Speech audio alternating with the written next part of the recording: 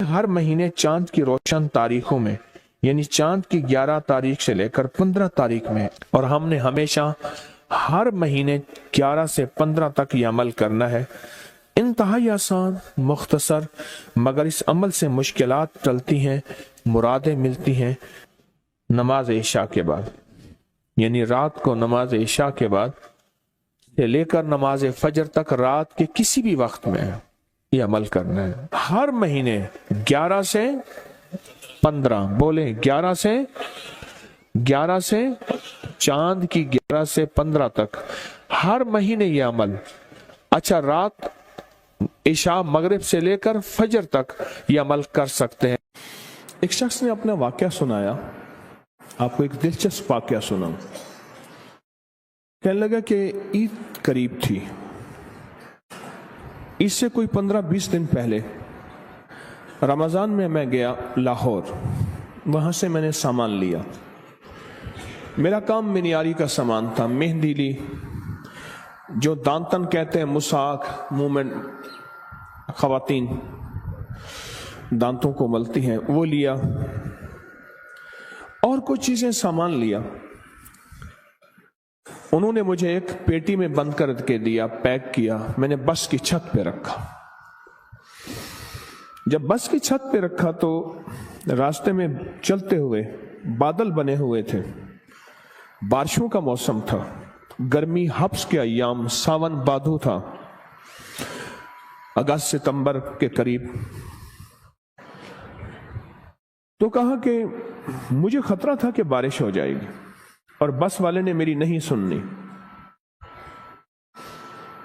اور بادل بہت تیز بنے ہوئے تھے، اور بارش اچانک ایسے ٹوٹتی۔ ساون بادو کی بارش تو بہت تیز ہوتی اور اچانک آتے پتہ نہیں چلتا۔ میں پریشان کیا کروں، اور میری روزی یہی تھی،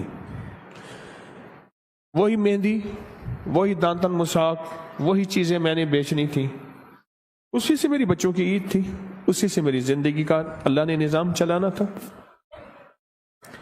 کہنے لگے میں کیا کروں؟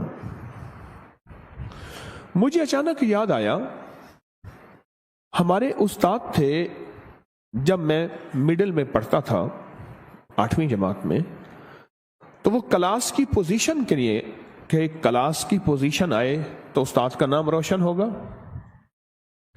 وہ ہمیں اکٹھا بٹھا کے ایک وظیفہ پڑھواتے تھے، اور جب پڑھواتے تھے روز آتے تھے، چند منٹ وظیفہ پڑھواتے تھے، اور پھر اپنی کلاس کا پیریڈ لیتے تھے۔ روزانہ یہ ہوتا تھا، اور ان کی کلاس واقعی ٹاپ کرتی تھی، اور ان کا نام روشن۔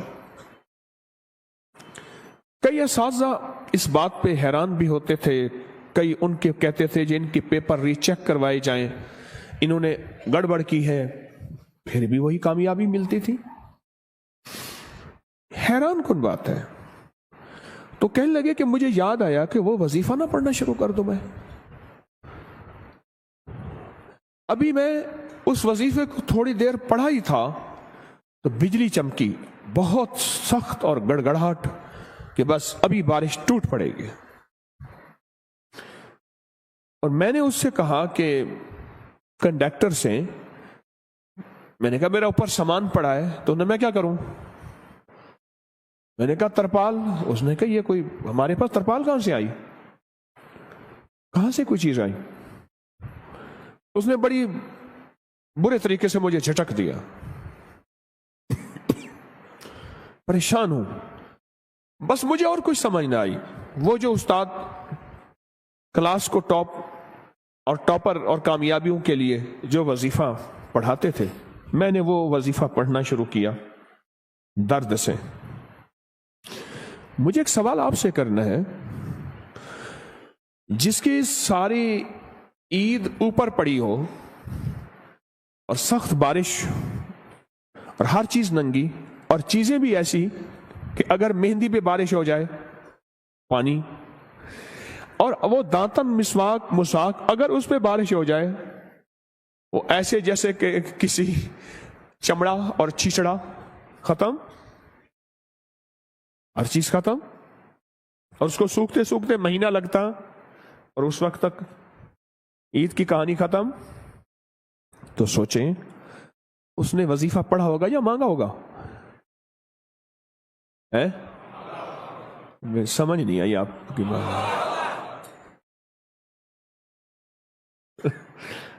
ہمارے ایک بابا جی تھے کہتے تھے یہ تسبیح پڑھ بیٹھ کے. کہنے لگے ایسے بیٹھے تسبیح پڑھ کے، اوے مڑ مڑ سے کچھ نہیں ہونا، مڑ مڑ کرتا ہے تو مڑ مڑ کرتا ہے، اس سے کچھ نہیں ہوگا. تو اس نے کہا بابا جی کیسے ہوگا؟ ایسے سینے پہ ہاتھ رکھ کے نا ایسے ایسے مارتے تھے، اوے یہاں سے ہوگا. بابا تھا ان پڑھ پر اللہ کے یقین والا تھا. ایسے سینے پہ ہاتھ مار کے کہتا اوے یہاں سے ہوگا، تیری مڑ مڑ سے نہیں ہوگا. اس نے وظیفہ کس انداز سے پڑھا ہوگا؟ کہنے لگا بس میں نے وہ وظیفہ پڑھا. جب وظیفہ پڑھا نا اچانک یہ ہوا بارش بس کا ایک ٹائر ٹھس ایسے ہوا. اس نے کہ جی وہ ٹائر ختم ہو گیا. میں کہ مولا پہلی مدد تو آنکھوں سے دیکھ لی. اب وہ پیٹرول پمپ کوئی تلاش کر رہے تھے تو سامنے پیٹرول پمپ آیا، اس کا بڑا سارا شیڈ تھا. یوں بس نیچے گئی نے تو ٹھا ٹھا کر کے بارش اوپر سے آئی. وہ پھر بھی بس چلاتا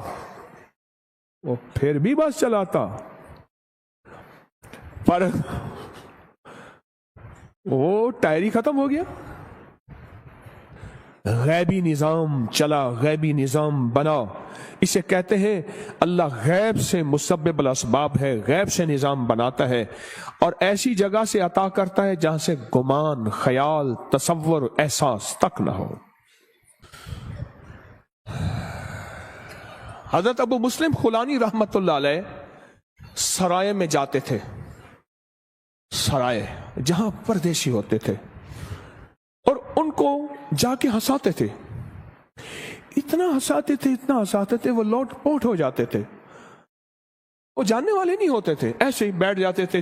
8-10 بندے، 20-30 بندے ہیں. میں نے ترکی میں سرائے دیکھے، میں نے بخارا میں دیکھے، سمرقند میں دیکھے، تاشقند میں دیکھے، میں نے باکو میں دیکھے سرائے. بہت میں جگہوں میں نے سرائے دیکھے. انہیں کاروان سرائے کہتے تھے. گدے گھوڑے باندھنے کی جگہ علیحدہ، اس کی علیحدہ، انسانوں کی. ہنسا کے نا گھر چلے جاتے تھے اور پھر جا کے کہتے مولا غم زدہ دلوں کو میں نے ایسا ہی آقا مسکراہٹ دی ہے، کیا قیامت کے دن تو مجھے مسکراتا ہوا ملے گا؟ ایسا ہی آقا قیامت کے دن ایسے تو مجھے مسکراتا ہوا مل. میں نے غم زدہ دلوں کو، پردیسی گھر سے دور، کہاں کتنے مہینوں کے کتنے ہفتوں کے نکلے ہوئے، میں نے غم زدہ دلوں کو مسکراہٹ دی ہے اور تیری رضا کی خاطر دی ہے. صرف ان کا کام لوگوں کو ہنسانا تھا، پردیسیوں کو، غم زدہ کو، تکلیفوں کو، مریضوں کو، دکھیاروں کو، غم کے ماروں کو صرف ہنسانا تھا. تو بات کر رہا تھا میں یا مسبب الاسباب سبب لی الخیر، کہ مولا میرے سارے سبب ختم ہو گئے ہیں، میری سارے راہیں ختم ہو گئی ہیں، اپنوں نے ہاتھ کھینچ لیا ہے، اپنوں نے منہ موڑ لیا ہے، میری ساری راہیں جدا ہو گئی ہیں، میری گلیاں بند ہو گئی ہیں، میرے راستے مسدود ہو گئے ہیں، میں تنہا ہو گیا ہوں. سخی آقا تیری بارگاہ میں تو کوئی راستہ ہوتا ہے اور ہے. سخی تو ان راہوں کا محتاج نہیں ہے، تو کوئی غیب سے رستہ بنا، اور بنا ایسا کہ جس میں میری اور میری نسلوں کے لیے خیر ہو.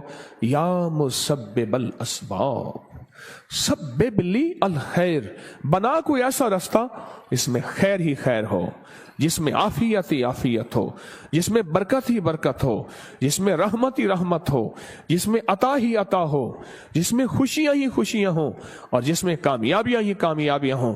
یہ ہے یا مسبب الاسباب. پر پڑھ ایسے کہ تیرا سارا ترکا، تیری ساری دکان بس پہ پڑی ہے، بارش بنی ہوئی ہے، کنڈکٹر سنتا نہیں ہے، اور تو نے وہاں سے اپنا سامان گھر خیر سے پہنچانا ہے، دکان پہ سجانا ہے، 4 آنے اس سے کما کے بچوں پہ خرچ کرنا ہے، اور بارش سے بچ جائے اس وقت تیری حالت کیا ہوگی؟ हालत बताएं जरा, हालत, कैफियत बताएं।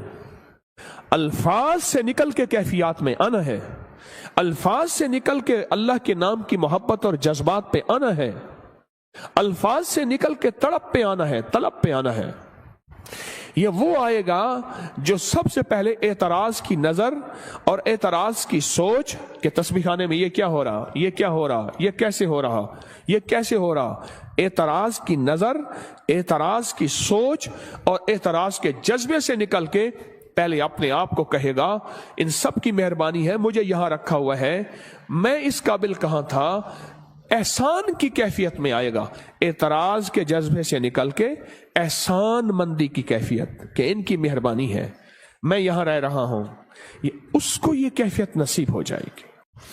अल्फाज को कैफियत और जज्बात में ढाल के दर्द और पूरे गम और पूरे जज्बे के साथ, या मुसब्बिबल असबाब, मौला सारी राहें, सारे सबब खत्म हो गए, मैंने कहा उसकी सिफारिश करूंगा, मैंने कहा मैं उससे कहूंगा, वो मेरा दोस्त है, वो मेरा साथी है, वो मेरा गमखार है, मौला सारी सिफारिशें, सारे के सारे रास्ते ऐ सखी आका खत्म हो गए हैं, ऐ सखी आका खत्म हो गए हैं। ए मेरा मौला, मैं तो आखिरी अब तेरे दर पे आया हूं, हर दर बंद, हर रास्ता बंद है, अब कोई सबब बना खैर का, रहमत का, बरकत का। अच्छा कहते हैं, अल्लाह कहते हैं सब छोड़ गए, जी मौला, सब मुंह मोड़ गए, जी अल्लाह। और फिर अल्लाह कहता है अगर मेरे दर पे आया है, मेरी हया और गैरत गवारा नहीं करती कि तुझे किसी के आसरे और सहारे पे छोड़ूं, और मैं अब करके दिखाऊंगा, मैं अब करके दिखाऊंगा। लेकिन इसके लिए वही दर्द चाहिए, इसके लिए वही कैफियत चाहिए, इसके लिए वही जज्बा चाहिए, इसके लिए वही विजदान चाहिए, विजदान, कैफियत, दर्द, जज्बा, कैफियत, दर्द, जज्बा, वो विजदान चाहिए। तस्बीह खाने में आ गए, घर बार भी छोड़ आए, सबको छोड़ के तस्बीह खाने में आए और अपना तन मन धन तस्बीह खाने के हवाले कर दिया। सब कुछ हवाले करने के बाद भी यहां भी कैफियत ना मिली तो फिर कहां मिलेगी, यहां भी दर्द ना मिला तो फिर कहां मिलेगा, यहां भी अल्फाज से निकल के जज्बात और कैफियत में ना ढले फिर कहां ढलेंगे। या मुसब्बिबल असबाब, या मुसब्बिबल असबाब, या मुसब्बिबल असबाब। बस इस कैफियत और इस दर्द के साथ अपनी जिंदगी में हर वजीफा भी पढ़ना है और या मुसब्बिबल असबाब वाला वजीफा भी पढ़ना है, हमेशा हमेशा हमेशा। और आज भी जुमे के बाद मुहम्मदुर रसूलुल्लाह, अहमदुर रसूलुल्लाह, ये वजीफा किस्मत वाला लिखेगा, किस्मत वाले की जेब में होगा, मुकद्दर वाला नसीब वाला इसकी कदर करेगा और मुकद्दर और नसीब वाले की जेब में होगा और इसको देख देख के चूमेगा और पढ़ेगा और इसका कमाल लेगा कि जिसकी जेब में ये होगा क्या मिलेगा और जिसकी जेब में होगा क्या पाएगा, जिसकी जेब में ये होगा किस चीज से बचेगा, जिसकी जेब में ये होगा कहां से आफतें बलाएं उससे टल जाएंगी, और जिसकी जेब में ये होगा वो दुनिया का कितना बख्त, सिकंदर, मुकद्दर और नसीबों वाला, ये वो लिखना है और इसको पढ़ना है। और इसके पढ़ने के बाद इन पे कबूलियत की मोहर लगवानी है। क्या ख्याल है, कबूलियत की मोहर के बगैर कोई चीज कबूल है? कबूल है वो फिर दरूद पाक है। अमल से पहले यह बात, अगर दरूद नहीं पढ़ा, फरमाया तुम्हारी दुआएं आसमान और जमीन के दरमियान अटक जाती हैं। वो दरूद होता है, वो कमली वाले पे सलातो सलाम है, वो दरूद है, वो जाके उनको कबूल करवाता है। और दरूद कैसे पढ़ना है? آقا کے احسانات، اماں کے احسان، ابے کے احسان، استاد کے احسان، کسی مخلص محسن کے احسان، پر جو میرے کملی والے کے احسانات ہیں وہ کائنات میں کسی کے نہیں۔ میرے حضور کملی والے کے احسانات کا تصور، خیال، استحضار کرتے ہوئے درود پاک پڑھنا ہے اور اس پہ مہریں لگوانی ہے کامیابیوں کی اور قبولیت کی۔ تو کس درد سے پڑھیں گے یا مسبب الاسباب؟ عنایت والا درد ہوگا، کون سا درد ہوگا؟ عنایت والا۔ ایک وہ درد ہوگا اور ایک وہ درد ہوگا جس کا بس کے اوپر سب کچھ پڑا ہوا ہے، یوں پانی آیا اور مہندی گھل گئی۔